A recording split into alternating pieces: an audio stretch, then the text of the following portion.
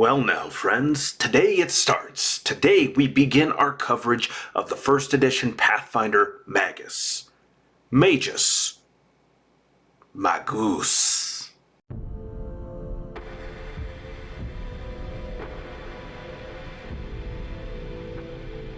Hello there, everyone. Welcome back down here to the Gamer's Den with me, your host, Jordan, your master of lore and storyteller extraordinaire, here to start our guide at the first edition Pathfinder Magus.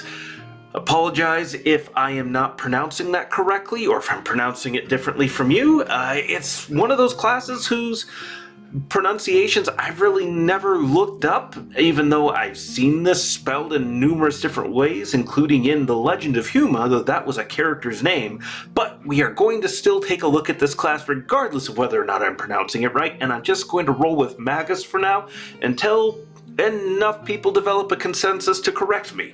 So, what is the Magus? Well, it's kind of interesting. It's a little bit similar to the Bard.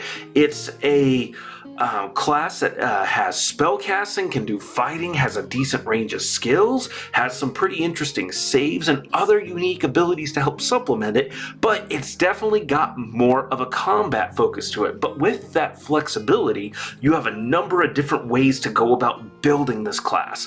Unfortunately, that also means the class is a little bit mad. That is multiple ability dependent. So that's going to be one of the first things we want to lock down today. But before we get into that, if you are new here to the channel, go on down there, hit the subscribe button, and become a regular member here at the Gamer's Den. Or if you've already gone on ahead and listed yourself on such an incredible roster of legendary heroes, then go on down to hit the like button and share the video far and wide. But now, let's start getting into things here. One thing to note with the Magus as we go into this and start looking at things, particularly as we get into their class abilities, their spell options, how everything ties in together, this is a class that is definitely focused more on sudden damage spikes, just massive tidal wave outputs of damage, but kind of short-lived. Not that you're going to be an ineffective fighter, it's just you're going to see yourself regularly trailing behind fighters, barbarians, paladins, classes that are more focused and more dedicated towards combat. But even with that said, though, you are going to have a certain amount of flexibility that's going to outpace most of those classes in several other areas, and most of them are not going to be able to match the sudden spike in damage that you're able to deal. But today we are going to take a look at what starting ancestry, what starting race that you want to pick out for your character is, stats that you want to prioritize, and also some traits that are going to help supplement things. So with that all said, let's go ahead and actually dive into this. As always, we have our baseline by which all the other options are going to be judged. We have humans. Humans are a +2 to any stat, an extra feat, and an extra skill point at first level and every level thereafter. That extra stat bonus, where you want to apply that's going to depend on which stat you want to emphasize. The two top choices are either going to be your dexterity or your intelligence. Your intelligence affects your spellcasting and the saves, obviously, but dexterity is also going to affect your ability to hit in combat, in a melee, or at range. It's going to affect your defense, your initiative, your reflex saves, several skills.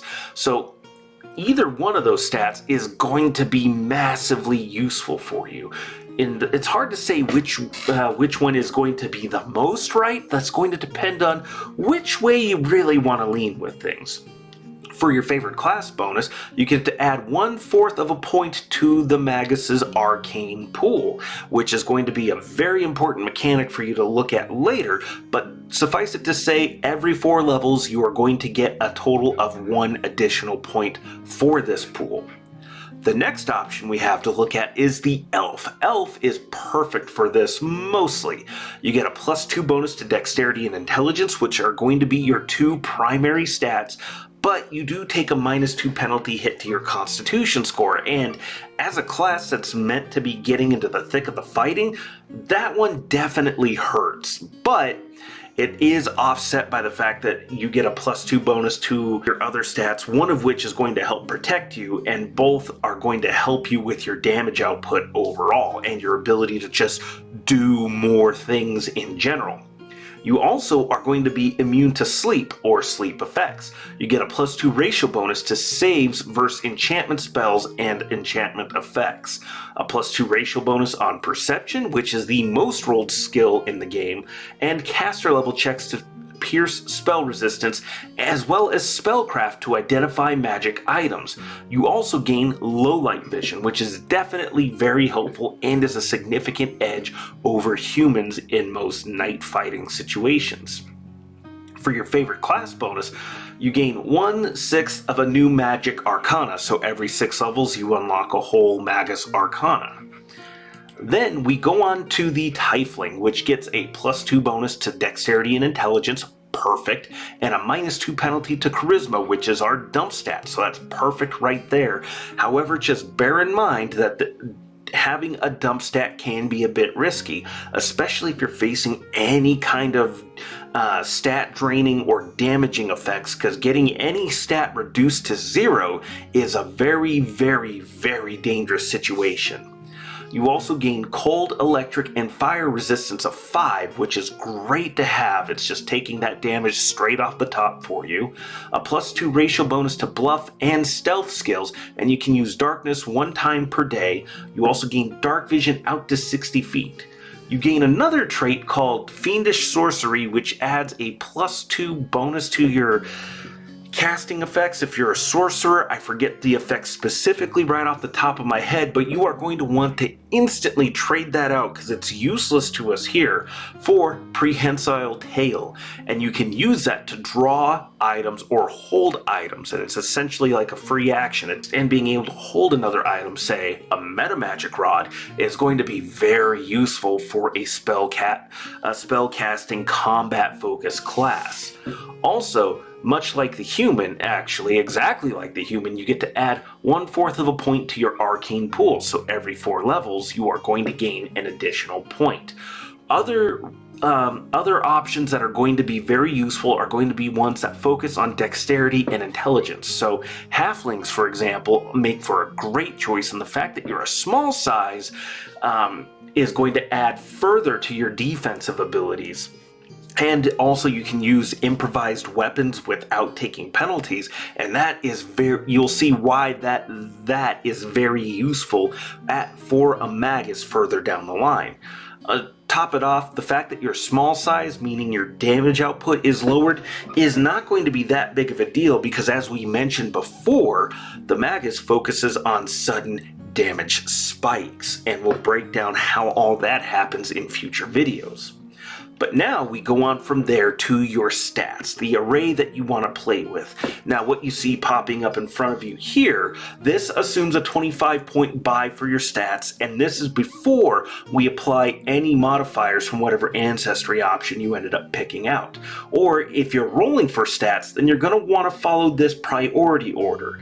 Now, to start with, strength is going to be a 10. It's not really what we're focusing on. This isn't going to be our area of damage output. Dexterity, we're taking a 16, because again, this is your ability to hit in melee using weapon finesse, hitting at ranged, your defense, your initiative, your reflex save, several skills like stealth or balance. So dexterity is going to be incredibly useful no matter what kind of a build that you have for the Magus all the way around. Constitution, you're going to have a 14. It's not as high as we might like it to be, especially since we're starting off with lighter armor, but we will be progressing into heavier and heavier armor types, potentially, if we want to go with those. But again, our dexterity score is high enough that we can get away with having a 14 because we're going to be relatively difficult to hit. Intelligence is 16 to help with our spell casting. That is going to be monumentally important. And then we have a 10 in our wisdom and a 10 in charisma. I know I said charisma's our dump stat, but since we have a number of different options that we could take that are going to tank our charisma, this is what we want to focus on. If we pick any races, any ancestry options that put a penalty to any of our stats, ideally we want to aim it at charisma. And really, with this array, with this build, if you reduce your charisma down to 8, that's another 2 points. You can't really put dexterity or intelligence higher. You could throw that into constitution, but then you're sitting at a 15 and still have a +2. So it seems relatively worthwhile to leave it at leave charisma where it's at. But you could put those 2 points into strength or wisdom and gain a +1 modifier out of either of those stats, though it's not really going to be all that necessary for us here. So if anything, just aim any stat penalties from your racial modifiers, from whatever ancestry options or whatever other things you might be doing, aim that at charisma. Now, going on from there, we are going to have our traits. The traits are going to be massively useful. First off, we have Magical Lineage. Select one spell, drop the meta magic cost by 1. That's going to be useful for you because, as a Magus, you're only going up to 6th level spells. So there's going to be a limit to what meta magic feats you can apply to your spells at any given time. Being able to drop that cost by 1 for whatever spell you might pick out, that is going to have a whole lot of value in and of itself. Then we have Reactionary. This is good for just anybody. This is a +2 bonus to your initiative, and going first, or at least ranking higher in the initiative order, is going to be very useful. Then we also have Desperate Focus, which is a +2 trait bonus to concentration checks. Now, a couple of the other guides that I've looked at, they've emphasized quite a bit that it's not too difficult to make your concentration checks. However, I know myself, and I've played with several other DMs that will devise and scheme ways to throw those challenges in there to inflict other penalties and other modifiers. And really, especially since you're depending a lot on your magic to help in other ways and other areas, although again the mechanics are a little bit different and we'll get into that, still there's nothing wrong with having your concentration checks boosted, and a +2 trait bonus goes a long way towards doing that, especially at your earlier levels. Then we have Pragmatic Activator. This lets you use your intelligence instead of your charisma for the Use Magic Device skill. And if you're completely new to tabletop games, in particular the D20 systems for Dungeons & Dragons or Pathfinder, well, Use Magic Device is probably, I would argue, the second most useful skill in the game, right behind Perception, because this lets you do so much to expand your spell casting options, the different kinds of tools you can use in a wide variety of encounters, not just combat, but social encounters, skill check focused encounters. This is a very, very useful skill to have, so this makes this trait very, very useful. So if you had to choose between Magical Lineage, Desperate Focus, and Pragmatic Activator, I would say Magical Lineage and Pragmatic Activator are probably the way I would go. But as with any guide that I put out here, the number one thing to remember is this is a guide. This is just meant to be a breakdown of the mechanics to help you get familiar with the class, to try out and play around with, but by no means is any of this set in stone.